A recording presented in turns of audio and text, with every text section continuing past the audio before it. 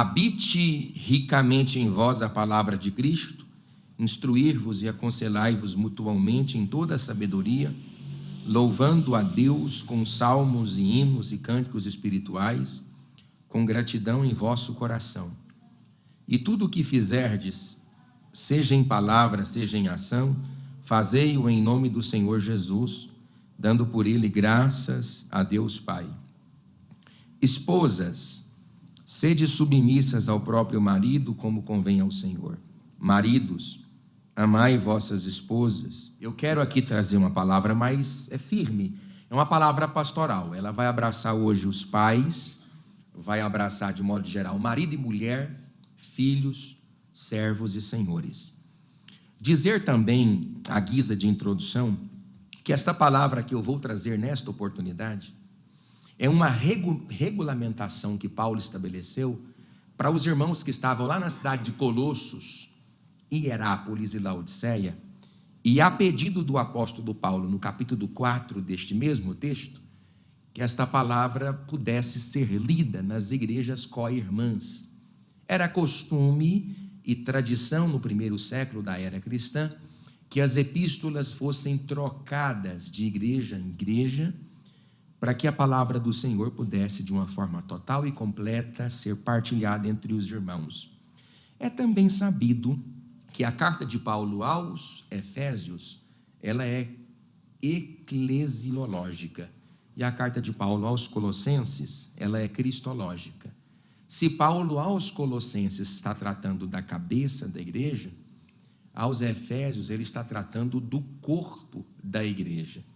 Tanto é que neste texto específico, nós temos o que nós chamamos, na Academia de Estudos Bíblicos, na Academia Teológica, de elo escriturístico, com a carta que Paulo escreveu aos Efésios, no capítulo 5, dos versículos 22 a 33, onde Paulo trabalha as questões familiares dentro da comunidade cristã. Lembrando o pastor Silvio, pastor Luiz, pastor Israel, que os padrões agora são outros padrões, porque tais comunidades eram gentílicas e não conheciam o evangelho transformador de Cristo Jesus, que dá novos papéis fundamentais para homens, mulheres, maridos e esposas, filhos, servos e senhores. Logo, Paulo está tecendo aqui um regulamento comportamental que visa o quê? Presbítero Rogério, melhorar a família. Se ele melhora a família, ele consequentemente melhora a sociedade, porque a família é a célula máter da sociedade. Uma família desequilibrada, uma sociedade desequilibrada. Uma família enraivecida, uma sociedade iracunda. A família prepondera, a família determina caracteristicamente os padrões de uma sociedade. Porque os governos estão tentando destruir valores fundamentais de uma família, para que os valores fundamentais de uma sociedade sejam destruídos por consequência. Por isso que a televisão, que inclusive, diga-se de passagem, não obstante a tudo isso, a média de assistência de televisão do brasileiro, antes da rede mundial de computadores, a internet, era de 4 a 6 horas por brasileiro todos os dias. A televisão já era um estrago total e absoluto nas famílias. Hoje, como se não bastasse o impacto negativo das mídias televisivas, agora você tem as mídias sociais, e o Brasil é o segundo maior país do mundo que consome internet e mídias sociais. Uma nojeira, uma pornografia e, consequentemente, macula a integridade fundamental da igreja e, consequentemente, da família. Essa palavra que eu vou pregar só funciona para 4 tipos de pessoas. Se você não está enxertado nesses níveis aqui, você provavelmente vai escutar o que eu vou dizer e vai até achar ruim. Primeiro, essa pregação nesta noite, ela só pode ser fundamentada na vida de uma pessoa que foi ressuscitada em Cristo. Está aqui no capítulo 3 e no versículo 1. O indivíduo que não tem uma ressignificação de mente a partir da ressignificância de Cristo, nele, essa palavra não vai servir para você. Em segundo lugar, se os meus pensamentos estão cativos em Cristo. No versículo 2, a Bíblia está dizendo: pensai nas coisas que são do alto. Essa palavra só serve para quem tem pensamentos nas coisas de Deus. Em terceiro lugar, esta palavra só pode ser validada se a minha vida foi inicialmente crucificada em Cristo. Está no versículo 5 do capítulo 3. Se eu estou morto em Cristo, eu ressurjo na pessoa de Cristo. Logo, se eu morri, eu vou nascer de novo. É a proposta, querido irmão Eberson, que o Senhor Deus disse através de Cristo para Nicodemos. Ô Nicodemos, ô bichinho bonitinho, ô lindeza de Deus, tu necessitas nascer de novo. Veja, um homem da mais alta magnitude religiosa, um homem de grande, um homem extraordinário. Ele disse assim: você tem que nascer de novo. Na verdade, estas características de novo nascimento não eram muito bem estabelecidas ainda, porque isso faz parte, pastor Efigênio, do postulado doutrinário da igreja, da nova natureza. Mas essa é a ideia: eu vou ressuscitar com Cristo, porque eu morri em Cristo. Então essa pregação só serve para quem morreu e ressuscitou. E em quarto e último lugar, essa pregação só serve para que, se uma vez você foi morto em Cristo, agora nele mesmo, Cristo Jesus, você se reveste de uma nova natureza, que Jesus Cristo chama de os eleitos de Deus. Se você não é eleito de Deus, provavelmente os tópicos que eu vou trabalhar aqui vão conflitar com a sua mente de forma tão abismal que você vai até se revoltar comigo. Mas antes de entrar dentro da tua casinha e falar com o papai, com a mamãe e com os filhos, eu preciso dizer aqui dos versículos 16, 17, 5 verdades aqui que estão ligadas às novas regras. Repita comigo: eu preciso de novas regras abertas, coletivas, relacionais. Então ele vai trabalhar aqui, Guilherme, 5 regras que são coletivas, que são abertas e que são relacionais. Estas regras fazem parte do meu compromisso em relação a você e do seu compromisso em relação a mim. Regra de número 1, uma vida em constante fecundação. Olha o texto bíblico: habite ricamente em vós a palavra de Jesus Cristo. Como que é um homem que tem novas regras? Um homem que vive debaixo das novas regras da nova natureza. É um homem a presença de Cristo Jesus habita nele por intermédio da palavra. E por que Deus coloca, querido presbítero Wellington, a palavra de Deus no seu coração? Para que ela seja estatuto, para que ela seja paradigma, para que ela possa determinar limites de palavras que saiam da sua boca, para que ela possa determinar limites de ações que saem do meu comportamento, para que ela possa determinar os limites com os quais eu vou conviver de forma relacional e social. Logo, para que eu compreenda como devo agir, ele planta no meu coração o estatuto, a palavra. Eu tenho uma vida profunda e copiosamente fecundada pela palavra do Senhor Jesus Cristo. O homem que tem a sua alma em processo de fecundação pela palavra, ele tem todos os dias Cristo sendo plantado dentro do seu coração. Ele é diferente, ela é diferente, ela se veste diferente, ele se veste diferente, ele fala diferente, ela fala diferente. Por quê? Porque uma vez que a palavra é plantada dentro de mim, quando eu me comporto, quando eu falo, quando eu visto, quando eu compro, quando eu pago, eu carrego sobre estes comportamentos a fecundação de Deus na minha vida. Em segundo lugar, uma vida de relacionamento saudável com base na instrução. Olha o que diz o texto bíblico: acolhei-vos mutualmente em toda a sabedoria. O processo de relação da igreja, pastor Efigênio, é um processo de acolhimento. É um processo de acolhimento que se categoria na mutualidade. Não é uma responsabilidade apenas de um para com o outro. É a responsabilidade de um para com o outro e do outro para ele mesmo, para outra pessoa. É uma responsabilidade mutual. Não é algo que só é transferido para ou outra pessoa na igreja. É dever de todo cristão carregar estas marcas de relacionamentos saudáveis com base na instrução. Aconselhai-vos mutualmente em toda a sabedoria, louvando a Deus com salmos, hinos e cânticos espirituais. Em terceiro lugar, uma vida de convicção e verdades plenas. Olha o que diz aqui a palavra: em toda a sabedoria. E tudo que você tem aqui, uma característica hiperbólica, é exagero você dizer que na plena sabedoria. Quem é que é plenamente sábio na igreja? Ninguém. Quem é que trabalha para Deus com todos os aspectos da voluntariedade? Ninguém. Mas por que Paulo então estabelece um princípio de plenitude no comportamento da igreja que ela não vai conseguir administrar? A ideia de Paulo é colocar um alvo para que enquanto você estiver vivendo e vida estiver no seu pulmão, você vai tentando suprir com essa expectativa.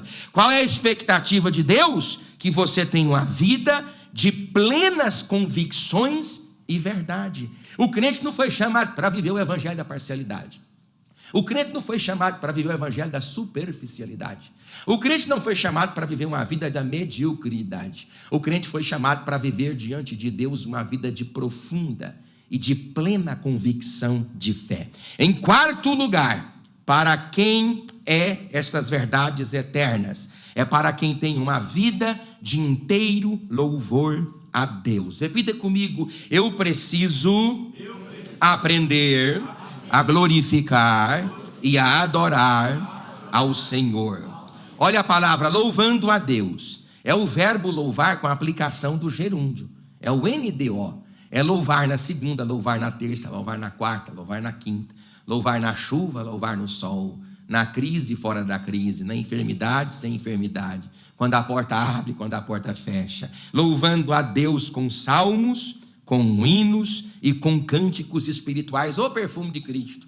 Tu louvou a Deus neste dia de hoje? Tu conseguistes glorificar a Deus nesse dia de hoje? Adorar a Deus pelo mal que te aconteceu? Adorar a Deus pela porta que te abriu? Adorar a Deus pelo tropeção que você levou? Contemplar Deus nas coisas boas e também adorá-lo quando as coisas ficaram complicadas? Esse é o desafio do cristão, é carregar na vida o louvor a Deus a despeito da vida e dos presentes que ela me dá. Às vezes a vida me entrega presentes tenebrosos, às vezes a vida me entrega presentes sofríveis, às vezes a vida me entrega notícias ruins, mas eu estou louvando a Deus em todo tempo eu estou louvando a Deus. E outra, não é louvar a Deus dizer assim, glória a Deus, aleluia, não. É louvar a Deus com salmos, é louvar a Deus com hinos. Agora repita comigo: cânticos espirituais. Agora, esse texto aqui é uma situação bem hiperbólica, é uma situação redundante. É verdade, Paulo, é verdade. Só que essa ideia aqui no campo polissêmico do grego transmite a ideia de alguém que é profundamente espiritual. E outra, é alguém que é profundamente espiritual a despeito das experiências negativas ou positivas que lhe estão acontecendo. A pessoa é espiritual, ela não negocia espiritualidade. Tanto é que ela não negocia espiritualidade que ela louva, ela canta, ela glorifica, ela estabelece salmos, ela canta hinos, ela vive a vida para adorar a Deus. Você pode dizer glória a Deus? Em quinto lugar, uma vida de eterna gratidão. Irmão, eu estou emagrecendo tanto que as calças minhas estão caindo, meu pai. Nem um furo do cinto, eu tenho que fazer um furo. Hoje eu vou fazer, eu vou pôr um prego no fogo, eu vou fazer um furo para me apertar essas calças. Uma vida de eterna gratidão. Ó, o texto aí, ó. Com gratidão no coração. Versículo 16, a parte C. Versículo 17, a parte B, pastor Valderi, e dando por ele graças a Deus. Sabe qual que é o teu papel? É glorificar e bendizer ao nome de Jesus Cristo. Sabe qual é o meu papel? É carregar a gratidão. E a gratidão não é aparente, a gratidão não é superficial. E bem aqui eu lembro da frase de John Bunyan. John Bunyan disse o seguinte: na oração é melhor você ter um coração sem palavras do que palavras sem um coração. Logo, a gratidão não deve ser a gratidão da boca. A gratidão deve ser a gratidão do coração. É aquela gratidão que Deus está vendo você no mal, Deus está vendo você na crise, Deus está vendo você que esse marido tribulado, que essa mulher tribulada, mas você está grato a Deus por tudo, e a gratidão sai de dentro, não sai de fora, não sai da boca, sai do coração. É você carregar a gratidão na sua vida, com gratidão a Deus. Repita com ele: dando a ele graças por tudo. Olha aí, dando por ele graças a Deus e Pai. Esta é a vontade de Deus para esta igreja nesta noite, que ela aprenda a agradecer a Deus acima de qualquer coisa. E quem está aqui nesta noite para agradecer este Deus, levante a mão e diga glória ao nome do Senhor. Agora ele vai entrar num assunto delicado, que é o assunto da casa, o assunto da família. E nós temos aqui alguns textos que são complicados, e principalmente neste novo panorama que a sociedade tem estabelecido. E eu quero trabalhar aqui com a perspectiva bíblica, porque eu vou seguir aqui o que Paulo disse lá aos Romanos, no capítulo 12. Rogo-vos, pois, irmãos meus, que apresenteis o vosso corpo por sacrifício vivo, santo e agradável a Deus, que é o vosso culto racional, e não vos conformeis com este século, mas transformai-vos pela renovação do vosso entendimento, para que experimenteis qual seja a boa, perfeita e agradável vontade de Deus. Então, o compromisso do pastor Preza é com a palavra de Deus. Eu não vou me moldar aos moldes do mundo. A palavra forma, que não vos conformeis com o mundo, a palavra significa na forma. Na forma. Irmão, você vai fazer um bolo na sua casa. Se a forma cai no chão e ela amassa, o bolo sai amassado. O bolo sai do forno tal como é a forma. A forma da igreja não é a forma do mundo. Paulo disse assim: olha, a forma da igreja é outra. Qual que é? E não vos conformeis e não vos amoldoeis à forma do mundo, mas transformai-vos à forma de Deus, que é a renovação do vosso entendimento. Aí você consegue compreender e captar a boa, perfeita, agradável vontade de Deus. Então, Paulo vai dizer assim: esposas, sede submissas ao próprio marido, como convém ao Senhor. Maridos, amai as vossas esposas, e não a trateis com amargura.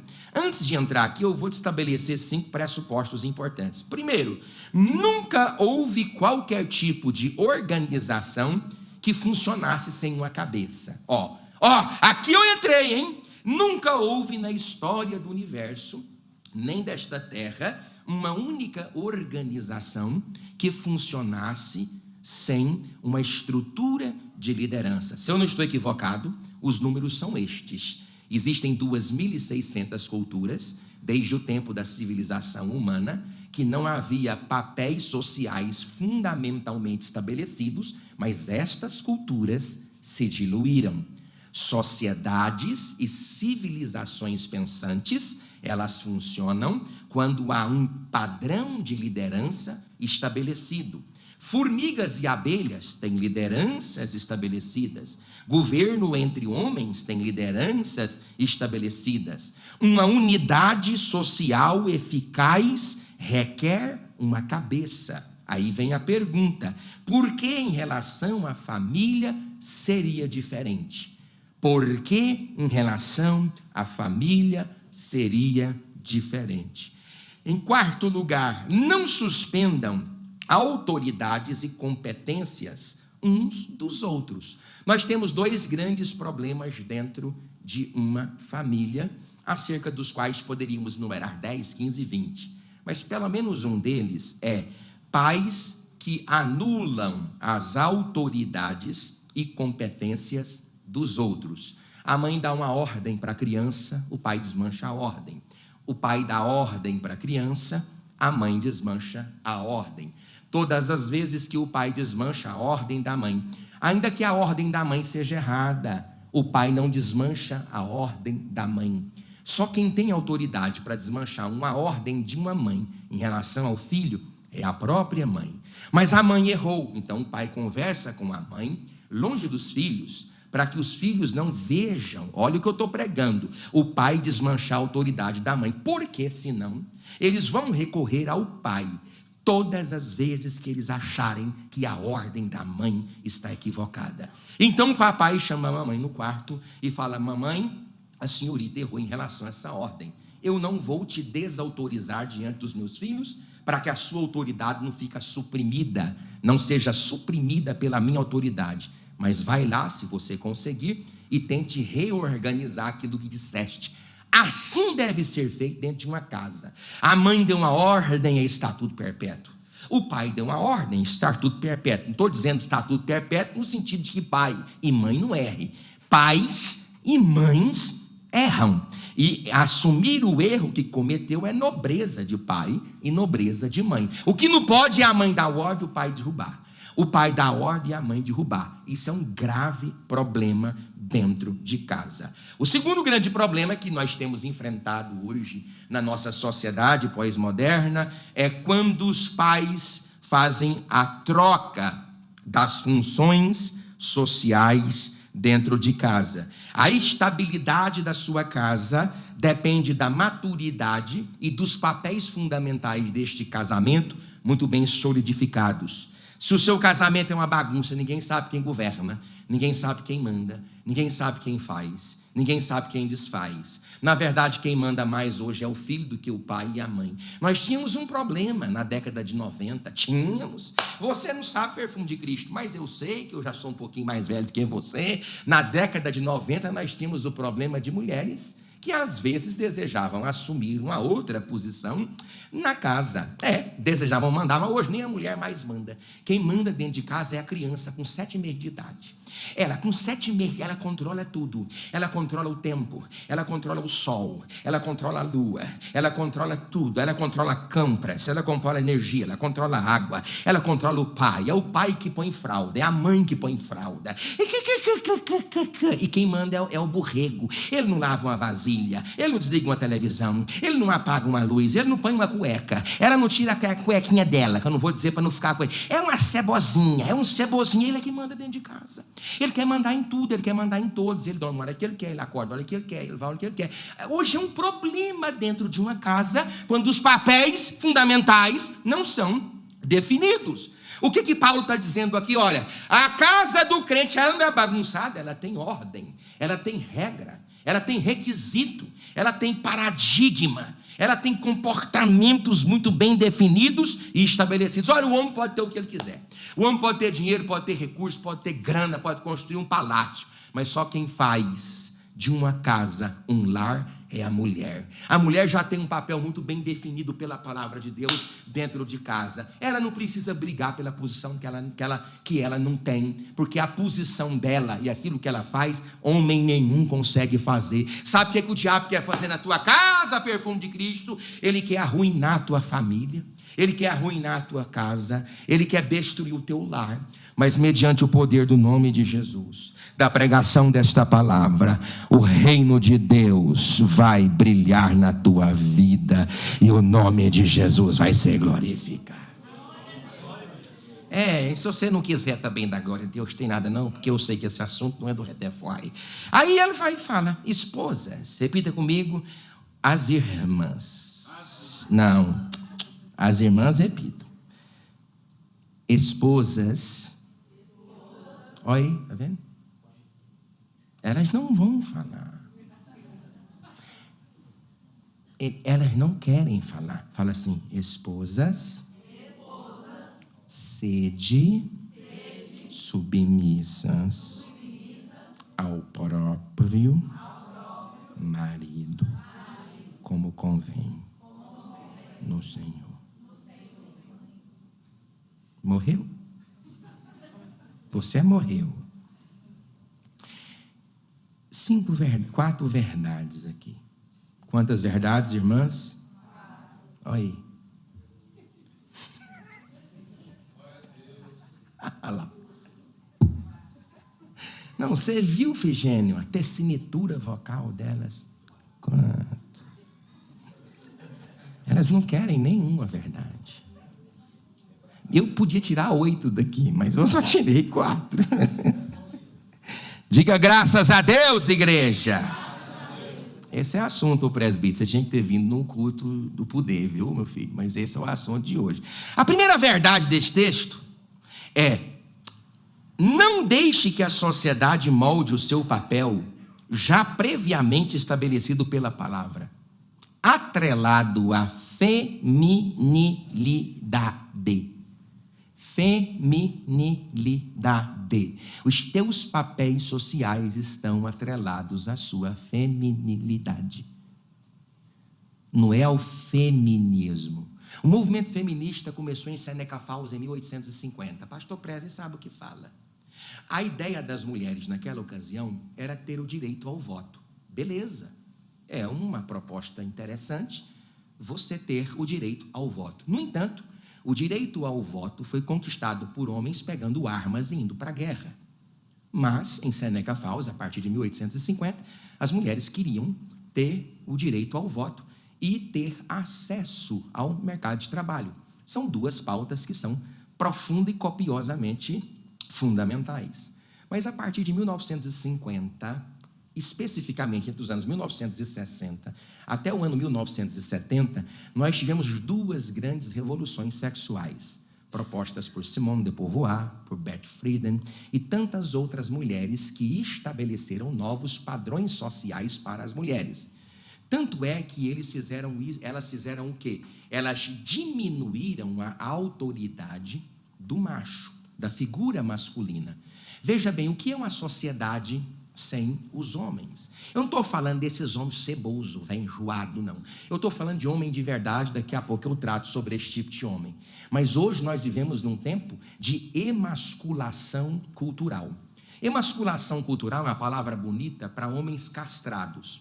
Os homens estão sendo castrados. Hoje, para você ter uma ideia, 52,46%, se eu não estou errando no dado, e se eu estou errando é pouco, de mulheres assumem o mercado de trabalho e 40% delas com liderança sobre homens. Há problema nisso? Não há problema. As mulheres têm toda a liberdade de ganhar o mundo, desde que elas não sacrifiquem a sua casa.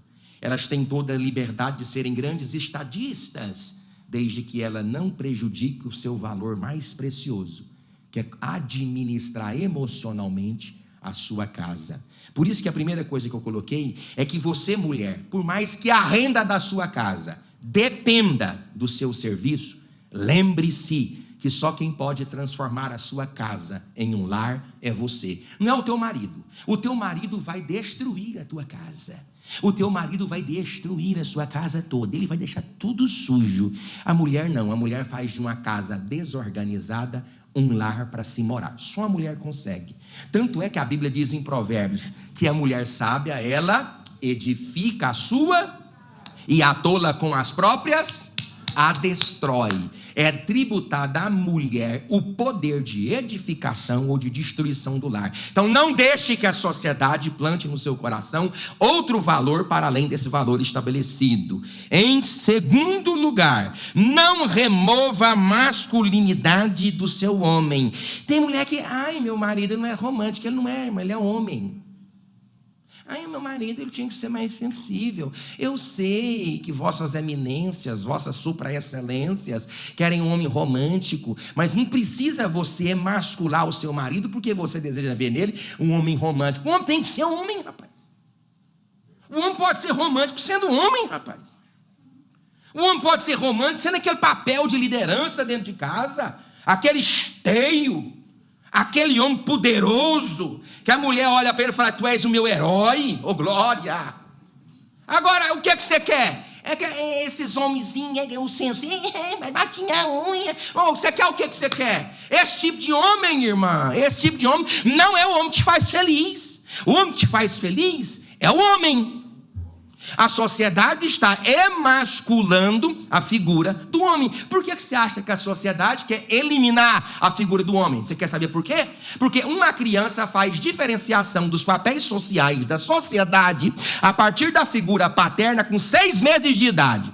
É a partir da figura paterna que a criança começa a diferenciar papéis sociais na sociedade. É quando o pai sai, quando o pai chega. A partir do pai dói é que a criança tem um panorama da sociedade como um todo, porque até então ela tem a vida intrauterina com a mãe e a vida de amamentação com a mãe. Então é a figura do pai preponderante para romper esse laço, esse cordão umbilical. Se não tem um homem, o que a criança vai se redefinir a partir de quem? A partir de princípios adulterados da televisão, da mídia, do que ela está plantando. A figura do homem não pode ser removida dentro de casa. Deixa o seu marido ser natural, ser firme, ser rígido, ser gordo.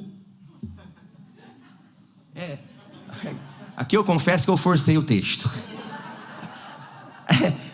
Confessando que eu forcei o texto. Deixa ele ser feio então, irmã. Quando a minha mulher chega em mim para cortar uns cabelos aqui, diz que eu estou tendo cabelo aqui, ó, no orelha. Meu bem, você tem coragem e tal e tal. Eu digo, mulher, eles não querem saber disso não, mas a mulher é assim. E isso faz do homem menos homem? Não faz. Mas eu quero dizer para você, minha lindeza, irmã de Jesus, que o seu marido ele é um homem de Deus e deixa ele ser esse homem. Eu disse que hoje não tinha glória, diga graças a Deus. Terceira verdade, respeite o seu espaço, o seu lugar. Qual é o meu lugar, pastor? A mulher pergunta, e eu respondo, não é o lugar do seu marido. E aqui entra o texto bíblico. Sede, vamos irmã, vamos, só as irmãs, sede.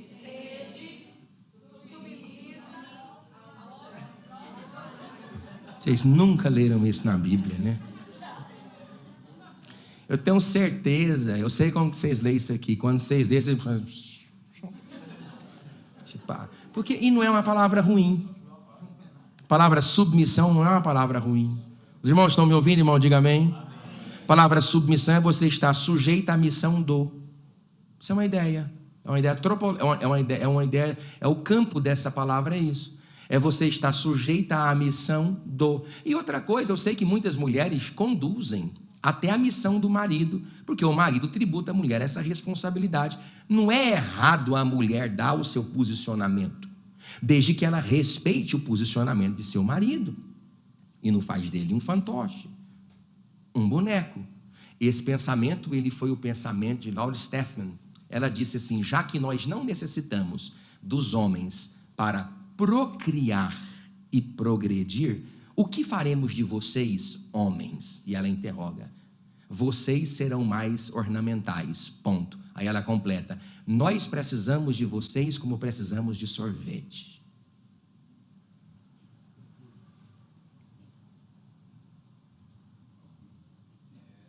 Mas é o pensamento feminista.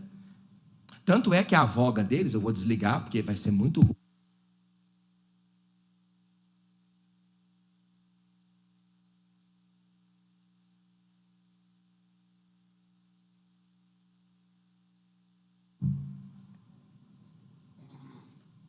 Aquela Valesca Popozuda, ela disse, está para nascer um homem que me diz o que eu preciso fazer. Mayos Cruz foi a primeira feminista a popularizar um termo que foi cunhado por Freud, pansexualidade. Sabe o que ela disse? Gosto de garotos sexys, gosto de garotas sexys. Desde que tenha mais de 18 anos, não envolva animal, e seja de consentimento mútuo, para mim tudo bem. Não me importo se ele ou ela se identifique como ele e ela. Na pansexualidade, o sexo tem flexibilidade. As minisséries estão ensinando seus filhos isso. Vocês não sabem. O diabo está destruindo a sua casa sem que você saiba.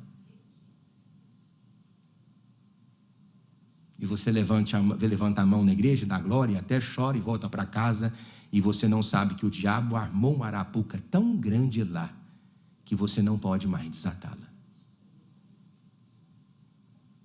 Os filhos viciados em celulares, em redes sociais, em séries televisivas, elite, as telefonistas, e tantas outras coisas, e vocês estão cativos. Olha a luta que é você arrancar um glória de um jovem na igreja. Lágrimas dos olhos dos irmãos na igreja? Quando? Poderes espirituais na igreja? Quando? Hoje, as crianças com 7 anos de idade têm acesso à pornografia. Isso é um dado, não sou eu que estou desenvolvendo. 54% das moças com menos de 13 anos dentro da igreja já têm contato com relacionamentos sexuais. Destas mulheres, 18 fazem uso da pílula do anticoncepcional do dia seguinte. Elas fazem o que querem fazer com os seus corpos e tomam a pílula para precaver de uma gravidez indesejada no dia seguinte. Os teus filhos sabem mais de sexualidade que você. Diz que a mãe chamou a filha para falar sobre sexualidade, 5, 7 anos de idade. Filha, vem cá, papai, a mamãe vai falar sobre sexualidade com você. É sim, mamãe, o que a senhora quer saber? Deixa eu dizer para você uma coisa. Eu estou na internet. Pastor nenhum aborda esses assuntos no púlpito. E eu abordei esse assunto lá na nossa sede em Formosa. O YouTube escondeu essa palestra. Escondeu. Ali é só Deus é que acha. Ninguém acha, não. E quem acha fala assim, eu não sei porque que esse vídeo não tem 2, 3, 4 milhões. Por que não tem? Porque a igreja não quer saber a verdade que ela necessita. Ela prefere ser entorpecida com mentiras que o diabo conta só para satisfazer os teus ouvidos. Você acha que para mim é fácil eu vim para cá para um culto desse, com muitos irmãos visitando? Eu preferia estar aqui, receba, pega na mão, sacode esse irmão, dá um brado de glória. Voltava todo mundo feliz na outra terça, dizendo assim, que culto poderoso. Mas eu estou aqui com compromisso com a palavra de Deus para trazer as verdades que essa igreja necessita para salvar a sua casa de um fracasso que é iminente. Eu disse agora há pouco, pastor Efigênio, que o diabo é morapuca e que eles não podem mais desmanchar. Eles não podem, o senhor não pode, eu não posso, mas Deus tem poder de desmanchar qualquer arapuca que o diabo armou para você. Você tem que tomar cuidado com isso. 4º lugar, sirvam a missão do seu lar, confiada ao seu marido. Repita comigo. Eu sirvo a missão da minha família, confiada ao meu marido. Melhorou agora, irmão? Diga amém. Já que você não gosta do outro. É a mesma coisa que eu falei. Eu só mudei de palavra, pastor ainda. Eu mudei, o pastor Israel. Mudei de palavra. Então, já que você não quer servir seu marido, não quer submeter-se a ele, e submeter aqui não é ele que está debaixo, você está debaixo do pé. Mulher não foi feita para estar debaixo do pé de nenhum homem. Mulher não foi feita para estar sendo massacrada por nenhum homem. Mulher tem que ser tratada com idoneidade, com respeito, com maturidade. A responsabilidade do homem sobre a sua mulher é a mesma responsabilidade, conforme a carta de Paulo aos Efésios, no capítulo 5, a partir do versículo 22, de Cristo em relação à igreja. Eu preciso me enxergar a minha esposa como Cristo enxerga a sua igreja, para que a minha esposa me enxergue como Cristo, assim como a igreja vê o Cristo como o Cristo que ele é. Não estou falando de homem pisar em mulher. Eu estou falando de você ser fiel à missão que Deus te deu, que Deus deu ao seu marido, que Deus deu à sua família, a partir da figura do homem. Então, em 4º lugar, sirvam a missão do seu lar, confiada ao seu marido. Olha, submissas ao próprio marido, repita comigo, como convém ao Senhor. Agora, para os homens, maridos, repita agora só os homens, maridos. Aí, tá vendo? A diferença, irmão, é grande. A diferença é grande, é assim, os homens estão dispostos a fazer tudo aquilo que a Bíblia manda, e ele, quer ver? Fala, maridos. Olha aí, irmão, toma, receba. Diga glória a Deus, igreja. Vamos de novo, maridos. Amai vossa esposa e não trateis com amargura. Daqui eu tiro 3 verdades apenas. A primeira verdade: homens precisam amar as suas esposas. E outra coisa, repita comigo, irmãos: amor é decisão. Fala, é decisão. Fala, é decisão. Amor nunca foi sobre sentimento. Quando chega alguém para mim e fala assim, esse aqui, ó, vamos casar, se Deus permitir, não sei quando, vamos supor que vai. O Isaac, mas essa daqui eu já estou dando até data, mas não está dando certo. Diga glória a Deus, igreja. Ou então acaba. Diga glória a Deus, igreja. É uma encebação. Não.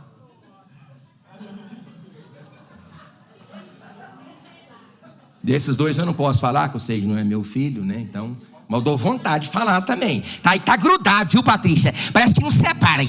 É amor demais. E aí, chegou dois igual ele. Por que você quer casar? Porque eu amo. Eu falo, não, me dê outro motivo. Ah, pastor, o amor é... Não, vocês não sabem o que é amor. Irmãos, eu posso falar para vocês uma coisa? Eu estou descobrindo o que é o amor. Já tem 24 anos. Ninguém de vocês sabe o que é amor. As 4 capacidades do amor já mostram que você não sabe absolutamente nada de amor. Repita: tudo sofre, tudo espera, tudo crê, tudo suporta. Então não venha apresentar para mim folha de divórcio quando o amor tudo sofre, tudo espera, tudo crê e tudo suporta.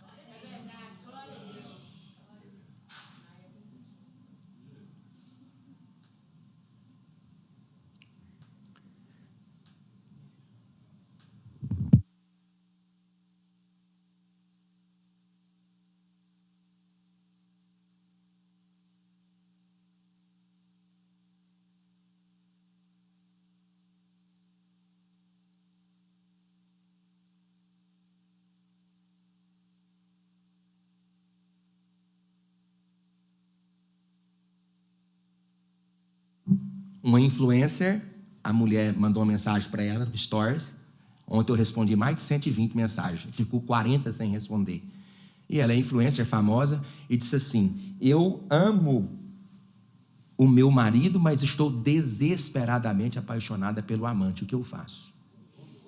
E aí a influencer respondeu, pastor Luiz: fica difícil você ter que conviver com uma pessoa que você ama tipo platonicamente e ter uma paixão desesperada por outra pessoa. Então eu sugiro que você largue o seu marido com maturidade. E a família? E os filhos? E a desgraça que vai ser feita na família? Por conta de sentimento?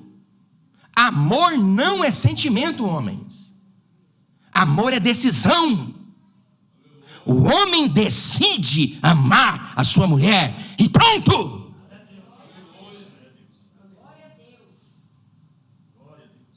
Meu amor acabou. A sua decisão é que é fraca. Sua decisão é fragmentada. Existem problemas em casamento, eu sei. Existem traumas, existem terrores. Existem casamentos que vivem uma tortura psicobiosocial, eu compreendo. O amor é muito arranhado. Mas não venha tributar para mim você não amar porque não sente. Amor nunca não é sentimento. Amor é decisão. Isso eu falo para minha mulher toda vez. Ela, bem, quando você deixar de me amar, então, o meu amor a você não está atrelado à minha capacidade de sentir. Não é sobre o que eu sinto. É sobre a decisão que eu tomei há 2 décadas e meias atrás. Amanhã, se eu for arrumar um amante aí, eu amo ela. E é igualzinho a música do Leonardo, que eu escutava lá, que eu já cantei até aqui. Cantei não, eu não canto essas coisas do mundo. Quem já viu falando, irmão? Diga amém. Lá em 2000, não sei, que eu trabalhava em Goiânia, lá na Anhanguera, eu ia para o Parque Ateneu, eu deixaria tudo se você ficasse. Meu sonho, meu passado, minha religião. Deixa. A pessoa apaixonada, ela deixa Deus, ela deixa pai, ela deixa mãe, ela deixa família, ela deixa filhos sofrendo, ela deixa filhos chorando, ela deixa uma casa desgraçada para viver uma ilusão que ela pensa que existe e nunca existiu. A responsabilidade do homem é amar a sua esposa. Vocês estão ouvindo o que eu estou falando? E essa mulher sua vai ficar feia. Se ela já não é feia, ela vai ficar horrorível. Eu mesmo olho para mim, eu fico com dó da minha mulher. Porque eu já fui bonito. Então eu olho para mim hoje, eu fico com dó da minha mulher. Mas fazer o quê? É decisão. Diga glória a Deus, igreja. Você acha que ela não fala? Bem, você não cuida de você por causa de mim, e eu cuido de mim por causa de você. Oh, glória. Mas eu estou hoje, hein? Meu Deus, pode botar no Instagram e dizer que foi eu. Vocês têm que se cuidar. E eu não posso nem falar isso, porque igual o Mahatma Gandhi foi aconselhar um menino de açúcar, irmão Hermes, que gostava muito de açúcar. A mãe falou assim: esse menino aqui, eu estou falando do hindu, né? Gosta muito de açúcar, aconselha ele. Ele disse: volta semana que vem. Aí, semana que vem, ele voltou, o menino que gosta muito de açúcar, e Mahatma Gandhi disse: meu filho, deixe de comer açúcar. Aí a mãe, ele foi embora, a mãe: por que você não falou semana passada? Porque semana passada eu gostava de açúcar. Então eu não vou. É uma ideia até, é uma ideia nobre e cristã. Eu não vou falar um conselho que eu não faça. Então, assim, o que eu quero dizer para você é o seguinte: não importa em quem o teu cônjuge vire ou que ele vire, você tem que decidir todos os dias amar esta pessoa e carregar ela no seu coração debaixo do poder da glória de Deus. Você pode dizer amém? Irmão, nosso tempo está acabando na hora dos homens. Terça-feira que vem eu vou continuar, mas eu quero orar pelas famílias nesta noite. Pode ser? Amém. Vamos todos ficar de pés em nome de Jesus. Esse é o estudo, os irmãos que nos visitam hoje. A gente segue assim toda a Bíblia Sagrada, todo o livro que a gente escolheu, e semana que vem eu volto, se Deus permitir, no assunto dos homens. As irmãs, digam glória a Deus. Olha aí, tá vendo? Então vocês já se escaparam. Tá bom? Nós vamos entrar no assunto dos homens. Senhor nosso Deus... Oi, Bartolomeu. Ontem, eu estava em Perdido e conheci um casal de 56 anos de casado. Eu perguntei para eles qual era o segredo dessa longevidade. Ele diz: nós decidimos que só a morte nos separaria no dia que nós casamos. Olha, só a morte separaria. No dia que nós casamos, nós tomamos essa decisão. Que é o que a gente fala quando vai fazer o casamento de toda pessoa, até que a morte separe. Senhor nosso Deus e Pai, eu quero abençoar as famílias desta casa, os teus servos, as tuas servas. Meu Deus, eu quero pedir por esse pai, por essa mãe, por esse homem, por essa mulher, por este jovem que vive um conflito de espiritualidade, por essa pessoa que pensa estar amando quem ela nunca amou, que pensa ser quem nunca foi, por homens e mulheres que vivem uma crise, seja ela quaisquer crises. Eu apresento diante de Ti esta casa, apresento diante de Ti esta igreja, multifacetada de tantos os problemas, de ganâncias, de soberbas, famílias destruídas ou em destruições. Meu Pai, brilhe o Teu amor em favor dos Teus servos e servas, brilhe o Teu amor em favor desta casa, brilhe o amor do Senhor em favor de todos os teus servos que estão aqui. Que haja capacidade na mulher de suportar o marido, no marido de suportar a mulher. Que mulheres possam amar os seus maridos. Que filhos possam amar os seus pais. Que pais possam amar os seus filhos. Que o teu nome seja adorado, ó Pai, acima de todas as coisas. Que o teu nome seja glorificado, Pai. Se porventura tem uma arapuca de Satanás contra a família da tua igreja, eu repreendo agora, eu quebro agora, eu elimino agora, eu desembaraço agora todo emaranhado pelo poder do nome de Jesus. E eu abençoo esta casa para a glória de Deus. Esta é a nossa oração em nome de Jesus. A igreja diga amém. Abençoe, Pai, também quem vai ofertar e dizimar na sua casa. Seja com os teus servos, ó Pai, que ofertam, dizimam, que tributam ao Senhor dádivas, rendimentos, recursos, ofertas, que o Senhor possa estender sobre esta semente a bênção da multiplicação. É a nossa oração em nome de Jesus. E todos digam: podeis assentar.